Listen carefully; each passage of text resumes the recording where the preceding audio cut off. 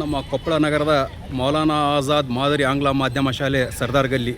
ಈ ಶಾಲೆಯ ಮಕ್ಕಳಿಗೆ ಸ್ವಂತ ಕಟ್ಟಡ ಇಲ್ಲದರಿಂದ ಈ ಒಂದು ಮಕ್ಕಳು ಶಾಲೆಯಲ್ಲಿ ಒಂದು ಕ್ಲಾಸ್ನಲ್ಲಿ 60 ಮಕ್ಕಳು ಕುಂದಿರಬೇಕಾಗತ್ತೆ. ಆದರೆ ಆ ಜಾಗದ ಕೊರತೆ ಮತ್ತು ಅದ್ರ ಜೊತೆಗೆ ಪರೀಕ್ಷೆ ನಡೆಸಬೇಕಾಗಿದೆ. ಅಂದರೆ ಟೆಸ್ಟ್ಗಳು ನಡೆಸುವಂಥ ಸಂದರ್ಭದಲ್ಲಿ ಈ ಒಂದು ಹೊರಗೆ ಕುಂದಿರಿಸಿ ಪರೀಕ್ಷೆ ತೊಗೋಬೇಕಾಗೈತೆ.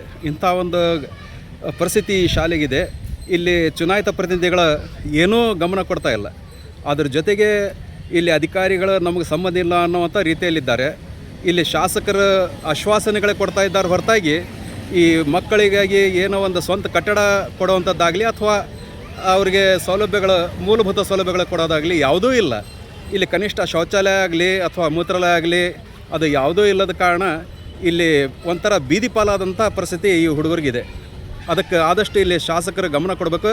ಇಷ್ಟರೊಳಗೆ ಶಾಸಕರ ವಿರುದ್ಧ ಪ್ರತಿಭಟನೆಗಿಳಿಯುವಂಥ ಸಾಧ್ಯತೆಗಳು ಎಲ್ಲ ಇದೆ.